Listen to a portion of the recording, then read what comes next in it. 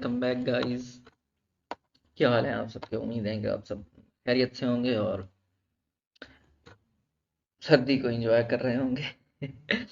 और कल हमने देखा था का HTML को स्टार्ट किया था। और HTML में हमने पहले स्टार्ट में HTML की बॉडी देखी थी और कुछ टैग पढ़े थे जिनमें पैराग्राफ का टैग था और प्री टैग था। ये दोनों टैग्स हमने कल पढ़े थे और इनका प्रैक्टिकल भी हमने परफॉर्म किया था। तो आज इसके बाद हमारे पास आता है पैराग्राफ के टैग के बाद हमारे पास हैं वह हेडिंग्स के टैग, यानी कि जो हम एक हमारा वेब पेज है उसमें जो है हमारी हेडिंग्स वगैरह लगी हुई हैं वो किस तरह हम लगाते हैं। तो उसके लिए जो हमारे पास कुछ टैग्स हैं पड़े वो आज हम देख लेते हैं। तो जल्दी से मैं अपनी एक नई फाइल क्रिएट कर लेता हूँ और और इस और इसे जल्दी से सेव कर लेता हूँ।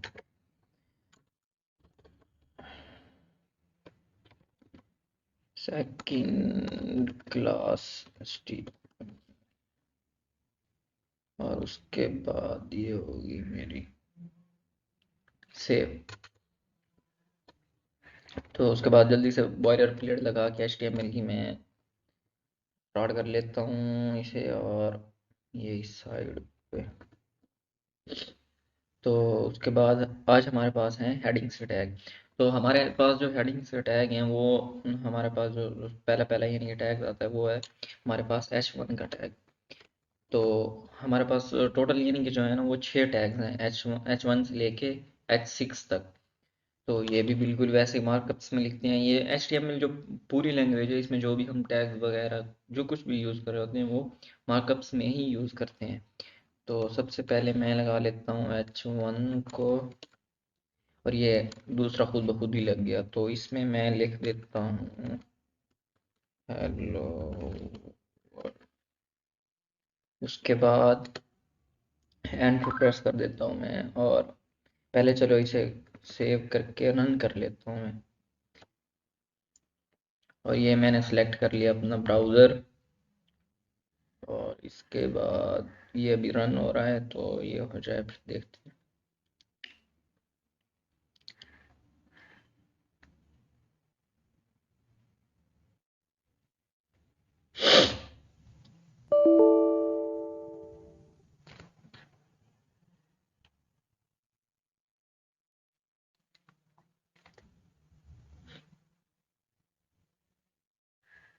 देखें ये हमारे पास आ गया। हमारी जो हमने हेडिंग लिखी थी वो लिखी हुई आ गई हमारे पास, हेलो वर्ल्ड। तो इसके बाद दूसरे जो हमारे हेडिंग्स के टैग हैं वो हम यूज़ कर वो देख लेते हैं। तो जो सेकंड हमारे पास टैग आता है वो होता है H2 का टैग। तो H2 में भी मैं यही सेम टाइप कर देता हूँ हेलो वर्ल्ड, ताकि ना एक जैसा नज़र आए और हमें यानी कि सबका डिफरेंस भी नज़र आए, यानी कि सब में क्या क्या डिफरेंस है। तो जल्दी से मैं पहले ये टाइप कर लेता हूँ।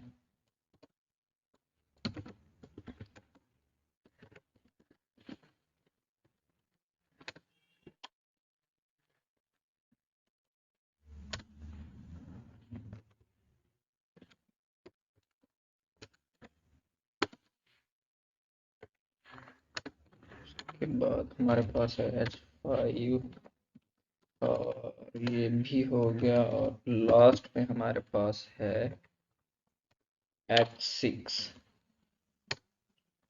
तो इसमें भी मैं लिख देता हूँ हेलो वर्ल्ड। तो चलते हैं अपने वेब पेज पे, जो हमने वेब पेज बनाया है तो उस पे जाके हम देखते हैं, इसे करते हैं रिफ्रेश। तो देखें हमारे पास जो H1 का टैग था इनका यानी कि जो डिफरेंस है ना, पहले यहीं पे आपको बता देता हूँ कि ये जो जिस तरह से इनकी नंबर्स बढ़ रहे हैं ना, इस तरह इसके इनके उलट है, अपोजिट है। जिस तरह ये नंबर बढ़ते जा रहे हैं उस तरह इनका साइज नहीं बढ़ता। इनका साइज जो है ना, फॉन्ट साइज जो होता है वो डिक्रीज हो जाता है। यानी कि इंक्रीज होने के बजाय नंबरों के साथ हालांकि इंक्रीज होना चाहिए था, लेकिन यहाँ पे उलट है। जो जो नंबर बढ़ते जा रहे हैं साइज इनका कम होता जा रहा है। तो अगर हम देखें अपने वेब पेज पे तो यहाँ पे बिल्कुल वैसे है। ये हमने H1 में लिखा था तो ये इतना कम आ रहा है, थोड़ा मैं इसे जूम कर लेता हूँ तो आपको थोड़ा क्लियर नज़र आने लग जाए।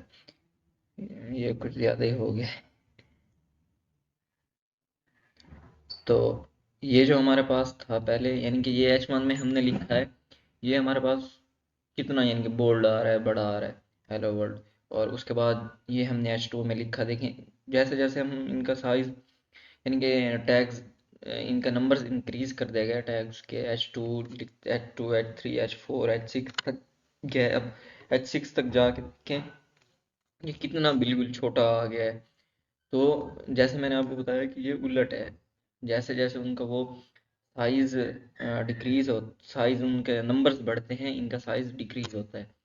तो इसके बाद हमारे पास जो आता है ये हेडिंग्स के टैग हो गए।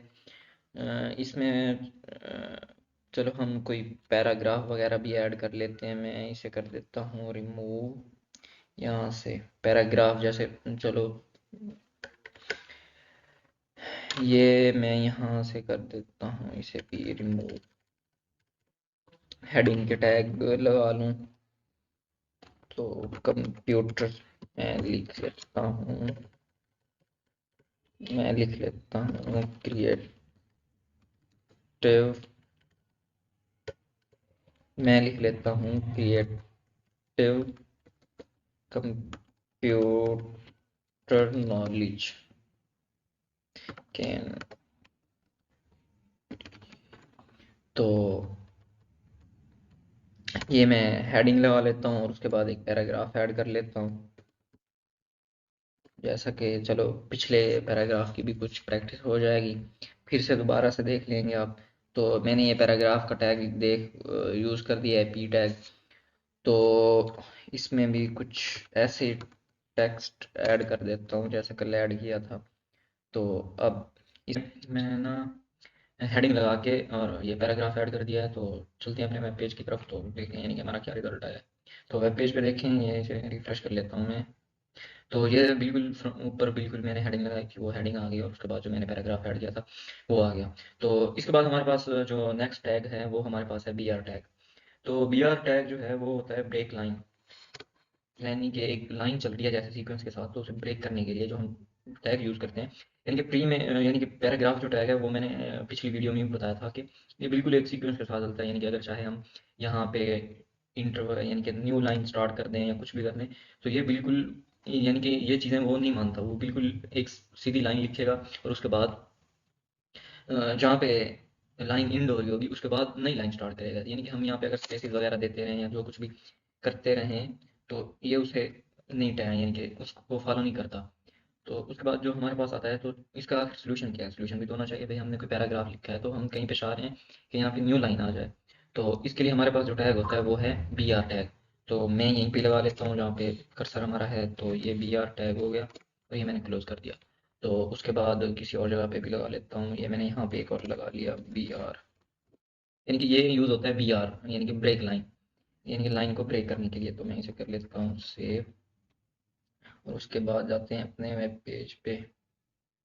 तो मैंने इसे किया रिफ्रेश और देखें ये मैंने यहाँ पे लगाया था वी आर टैग, यहाँ से कट होकर यानी कि लाइन ब्रेक होकर न्यू लाइन स्टार्ट हो गया, और फिर मैंने यहाँ पे लगाया था और फिर से यहाँ से लाइन ब्रेक होकर न्यू लाइन स्टार्ट हो गई। अगर मैं यहाँ वाला इस जगह वाला अगर वी आर हटा दूँ तो फिर आप देखिएगा कि आखिर क्या फ़र्क आता है। तो मैंने इसे कर लिया सेव और फिर वापस चलते हैं। तो इसे करता हूँ मैं रिफ्रेश, तो देखें मैंने यहाँ पे लगाया हुआ था वी आर, तो मैंने वहाँ पे जाके अब यहाँ से वी आर हटाया है तो ये वापस से न्यू लाइन पे आ गया। यानी कि मैंने वी आर लगाया हुआ था तो ये यहाँ से कट होकर यहाँ से न्यू लाइन स्टार्ट हो रही थी, तो ये बिल्कुल वापस अपनी लाइन पे आ गया। यानी कि वी आर यूज़ होता है लाइन को ब्रेक करने के लिए, न्यू लाइन पे अपना टेक्स्ट जो हमने वेब पेज में लिखा है वो न्यू लाइन पे ले जाने के लिए वी आर हम यूज़ करते हैं।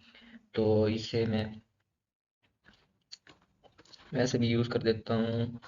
ये हमारा हो गया, ये सिंगल ही टैग है यानी कि इसका सिर्फ इसका दूसरा क्लोजिंग टैग नहीं है। तो मैं लगा देता हूँ इसमें बी आर टैग हो गया। उसके बाद हमारे पास एक और जो टैग आता है वो है हमारे पास एच आर टैग, यानी कि हॉरिजॉन्टल लाइन।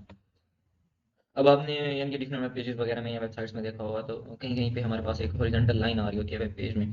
तो वो कहाँ कैसे लेके आते हैं, यानी कि जैसे यहाँ पे अब एक पैराग्राफ खत्म हो रहा है, एक हमारा जो टाइटल यानी कि कंटेंट लिखा हुआ है या कुछ भी लिखा हुआ है, तो वो यहाँ पे आके खत्म हो रहा है।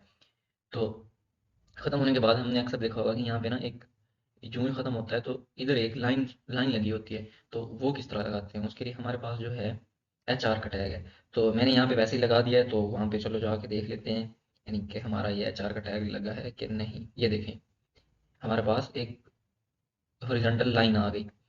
तो इसी तरह यानी कि और भी डिफरेंट टैग वगैरह हैं। तो ये हमारा यानी कि आ गया HR का टैग, यानी कि HR का टैग जो हम यूज़ करते हैं एक हॉरिजॉन्टल लाइन लेके आने के लिए।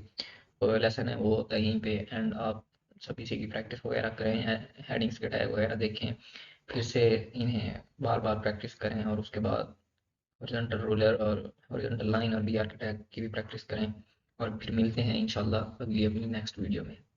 हमारे चैनल को सब्सक्राइब करें, लाइक करें और शेयर करें और जुड़े रहें।